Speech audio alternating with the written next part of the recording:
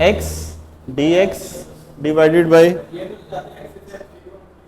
3.3 का। Question number 2 में क्या किया था, ऐसी ही एक शक्ल बनी थी लेकिन कंप्लीटिंग स्क्वायर किया था। तो पहले इसकी कंप्लीटिंग स्क्वायर बनाएंगे और कंप्लीटिंग स्क्वायर के लिए कुछ ऐसा लिखा था, ए स्क्वायर प्लस 2ab और प्लस b का स्क्वायर आएगा। अब यहां पे 4 है तो 4 को लिख सकते हो 2 का स्क्वायर 4 होता है, बल्कि एक स्टेप और कर लो ज्यादा बेहतर है, इसको अरेंज कर लो ताकि जरा समझाना आसान हो जाए। X square plus 2x plus 4। अब जरा तरतीब ठीक हो गई, अरेंज कर लिया x dx और अब फर्स्ट टर्म का स्क्वायर प्लस 2 फार्मूले का ab प्लस सेकेंड टर्म का स्क्वायर। यहां x का स्क्वायर ये वाली वैल्यू आ गई और मुझे चाहिए 2x, तो सही है 1 का आएगा यहां x, तो ये बन गया 2x और 2x ही चाहिए तो यहां पे 1 करूंगा तो 2x आएगा और जो यहां लिखना होता है उसको यहां भी लिखना होता है, तो यहां 1 आ गया। अब ये खुद से ऐड किया है तो खुद से जो चीज ऐड की हो उसको सब्ट्रैक्ट भी करना होता है। और अब जो ये 4 है ये लास्ट पे एज इट इज, यहां तक समझ आ गया। और अब पहली 3 वैल्यूज, फायदा ये होगा ये क्लोज हो जाएंगी, तो ये सारी क्लोज होके कुछ इस तरह की शक्ल बन गई। ये बनेगा x प्लस 1 का होल स्क्वायर और 4 में से 1 माइनस करेंगे तो 3 आ जाएगा, तो इसको 3 को लिख रहा हूं √3 का स्क्वायर। और ऐसा क्यों कर दिया, ताकि हमारे पास कोई स्क्वायर वाली या कोई शक्ल इस तरह से बन जाए। अब लेट करना थोड़ा सा आसान हो जाएगा।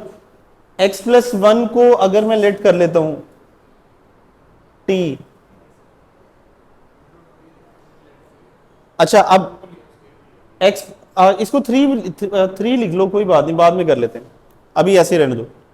दोबारा बता रहा हूं, ये क्लोज होके ये बन गया, इसको सब्ट्रैक्ट किया तो 3 बन गया और अब इसका डिफरेंशियल ऊपर पड़ा हुआ है, वो भी नजर नहीं आ रहा, अभी आएगा जब डिफरेंशियल लेंगे।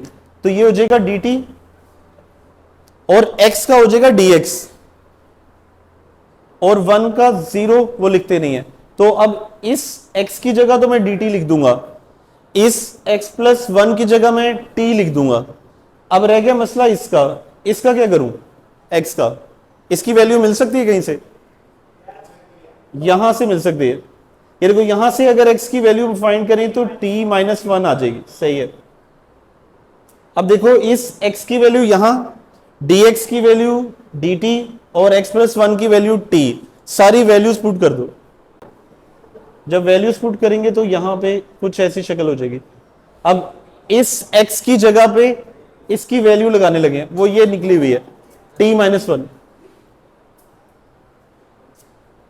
डिवाइडेड बाई, ये हो जाएगा t स्क्वायर प्लस 3 और यहां आ जाएगा dt, dx की जगह पे dt आ जाएगा। तो अब कुछ ऐसी शक्ल बन गई है, यहां तक समझ आ गई है। और अब ये ऊपर 2 वैल्यूज है, नीचे ये एक वैल्यू है पूरी। इसको सेपरेट आप इस तरह से कर सकते हो कि a plus B divide by C हो तो a बाई सी और b बाई सी, मतलब ये पूरी एक वैल्यू है। तो इसको पहले t के नीचे लिखने लगाऊं, t स्क्वायर माइनस 3 और 1 ओवर t स्क्वायर माइनस 3, और ये क्योंकि प्लस में है, सही कह रहे हो, ये t स्क्वायर प्लस 3 ये ऐसे ही आ जाएगा और dt। दोबारा देख लेते हैं, ये क्या किया, पहले वैल्यूज पुट की, यहां तक आ गए। अब इस वैल्यू को t के नीचे अलग, इस वैल्यू को 1 के नीचे अलग और बीच में माइनस से सेपरेट कर दिया, यहां तक समझ आ गई। और अब इसको देखेंगे, एक फॉर्मूला है यहां लिख लो 1 ओवर x और dx। इसका आंसर क्या है, integration of natural log of x ln x, सही है। नेचुरल लॉग ऑफ x और पीछे वर्किंग क्या होती है, हाँ सही बताया। अगर x का डेरिवेटिव ऊपर पड़ा हो, यानी कि जो भी डिनोमिनेटर में इसका डेरिवेटिव ऊपर पड़ा हो तो नेचुरल लॉग ऑफ डिनोमिनेटर लिखते हैं। अब ये देखो इसका डेरिवेटिव ऊपर होना चाहिए, वो क्या होता है, t स्क्वायर का डेरिवेटिव 2t, जब पावर रूल लगाएंगे तो यहां 2 चाहिए, 2 नहीं है तो पहले 2 बना लेते हैं, ये 1/2 से डिवाइड और 2 से मल्टीप्लाई, ये टी स्क्वेयर प्लस 3 हो गया और ये डी टी यहां पे। अच्छा एक फार्मूला और था, वो यहां लिख लो, इंटीग्रेशन 1/a² और एक्स स्क्वेयर। ये कम बच्चों को याद होगा, याद है? हाँ सही है। मीन पहले 1/a और टेंजेंट इनवर्स और x/a, सही है। अगर कांस्टेंट का स्क्वायर और वेरिएबल का स्क्वायर हो तो ये फार्मूला है 1/कांस्टेंट tangent inverse variable over constant. अब यहां पे मुझे इसका भी स्क्वायर चाहिए, इसका भी स्क्वायर चाहिए, ये वाली शक्ल बनाने के लिए, तो इसका स्क्वायर मैं खुद से बनाऊंगा।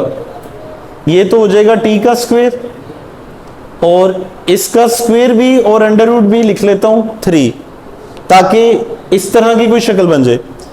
कांस्टेंट का स्क्वायर वेरिएबल का स्क्वायर और dt तो चल ही रहा है 1/2।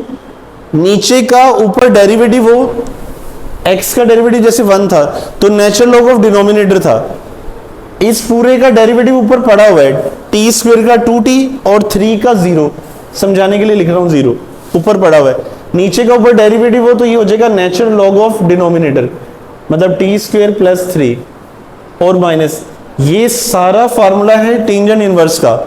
और फार्मूला क्या कहता है 1/कांस्टेंट, इन दोनों में कांस्टेंट कौन है √3, तो ये हो जाएगा 1/√3 टेंजेंट इनवर्स।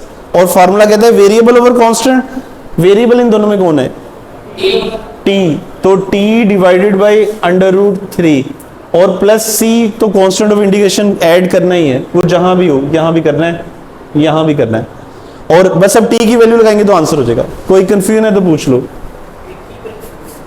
t की वैल्यू हमने कहां लेट की, ये रही, t की वैल्यू लेट की थी x+1, तो ये यहां लगा देंगे x+1 का स्क्वायर प्लस 3, और बस जहां जहां t है वो लगा देंगे।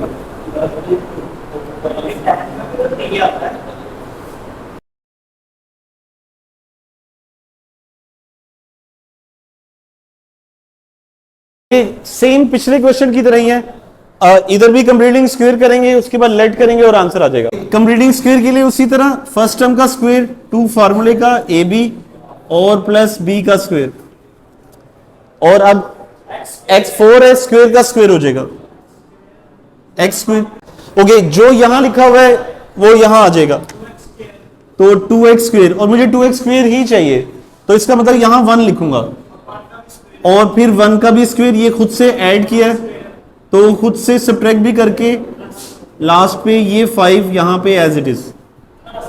और अब आसानी है, यहां से यहां तक फॉर्मूला x² + 1, सही, इसका होल स्क्वायर, और 5 में से 4 हो गया। अब x² + 1 को लेट करेंगे t, x² + 1 = t, तो इस पे पावर रूल लग जाएगा, 2x हो जाएगा, और 1 0 वो लिखने की जरूरत नहीं, और dx यहां हो जाएगा dt। और अब मुझे 2 नहीं चाहिए, यहां 2 नहीं है, ये वाला 2 उधर जाके डिवाइड हो जाएगा, तो ये हो जाएगा x dx = 1/2 dt। अब x और dx की जगह मैं लिखूंगा 1/2 dt, इसकी जगह लिखूंगा t का स्क्वायर और 4, और अब वैल्यूज पुट कर लेते। ओके, अब ये सारी वैल्यूज यहां पुट करेंगे तो कुछ ऐसी शक्ल बन जाएगी, ये देखो x dx की जगह पे 1/2 dt डिवाइडेड बाय, क्योंकि ये तो नोमिनेटर में था, x² + 1 की जगह t कहा हुआ है तो ये t² हो गया, और 4 को भी लिख लेते हैं t का 2 का स्क्वायर। और ऐसा क्यों किया, क्योंकि एक फार्मूला है, और फार्मूला बताओ 1/कांस्टेंट यानी कि a tangent inverse variable over constant, तो ये वाला फार्मूला लग जाएगा, तो ये जो 1/2 है इसको बाहर लिख देंगे, ये हो जाएगा फर्स्ट टर्म का स्क्वायर यानी कि वेरिएबल का स्क्वायर और कांस्टेंट का स्क्वायर, ये वाला फार्मूला अप्लाई हो जाएगा, तो आंसर हो जाएगा, सीधा सा है। कांस्टेंट, यानी कि 1/2 टेंजेंट इनवर्स वेरिएबल ओवर 2 और plus C. Variable divided by constant, तो इन दोनों में वेरिएबल t है तो t डिवाइडेड बाय कांस्टेंट 2, और t की वैल्यू वापस करो तो आंसर हो जाएगा ये 1/4 टेंजेंट इनवर्स। t की वैल्यू थी हमारे पास x² + 1, वो यहां लगा देंगे, और डिवाइडेड बाय 2 प्लस c, तो ये आंसर। ओके, इसको करने के लिए भी किसी एक वैल्यू को लेट करना है t। अच्छा, अब क्वेश्चन ये, इसको t करें क्योंकि ये एक वैल्यू है, या इसको t करें, तो असल में इसका डेरिवेटिव ये पड़ा हुआ है, वो आपको अभी लेट करके बताता हूं। तो जिसका डेरिवेटिव बड़ा हो उसको लेट करना होता है, मीन इस सारे को t लेट करेंगे। ये इसको लिख लेता हूं x की power 1/2 x/2 equal to t, इसको लेट कर लिया, और पावर रूल सिंपल लगा देंगे, पावर पहले, पावर में से एक कम, और डिफरेंशियल ऑफ बेस, यानी कि पावर छोड़ के x का dx हो गया। यहां 1 नहीं कर देना, 1/2 नहीं आएगा, x का dx होता है, dx divided by 2 equal to t का dt होता है। डिफरेंशियल फाइंड कर रहे हैं, 1/2 कॉमन आ रहा है और dx भी कॉमन आ रहा है, 1/2 इधर कॉमन लिख देता हूं, और dx क्योंकि इधर होता है तो इधर कॉमन लिख देता हूं, और पावर नेगेटिव नहीं छोड़ते, इसको नीचे डिवाइड फॉर्म में ले जाएंगे तो √x आ जाएगा, इससे शक्ल मिलना बन जाएगी, माइनस 1/2 बाहर चला गया कॉमन, और dx यहां आ गया, तो इसकी जगह भी 1 आ गया, मीन ये शक्ल बनना शुरू हो गई है। इसमें बस 2 नहीं चाहिए, 2 को दूसरी तरफ भेज देते हैं, इस तरफ, ये हो जाएगा 1/√x - 1 dx, 2 डिवाइड हो रहा है, इस तरफ जाके मल्टीप्लाई हो जाएगा, 2 dt हो जाएगा, सही। तो ये यहां पे पुट हो जाएगा, इसकी जगह t आ जाएगा, तो वैल्यूज पुट करोगे तो कुछ ऐसा आंसर, ये देखो √x - x/2 का नाम रखा हुआ है t, तो ये हो जाएगा cos t, और इस सारे की जगह पे हमने फाइंड कर लिया कि 2 dt आ गया, तो यहां पे आ जाएगा 2 dt, और 2 तो कांस्टेंट है, कांस्टेंट शुरू में चला जाएगा, cos t और dt, और cos की इंटीग्रेशन बताओ, आने की जरूरत नहीं होती, साइन पॉजिटिव या नेगेटिव, पॉजिटिव, चैप्टर नंबर 3 है, 2 और साइन t, बल्कि इसकी भी जरूरत नहीं है, प्लस सी, t की वैल्यू वापस करेंगे 2 साइन, और t हमारे पास ये है x² - 1/2 इक्वल टू t, तो इस t की जगह पे वैल्यू लगा दो, √x - x/2 और प्लस c, तो ये आंसर।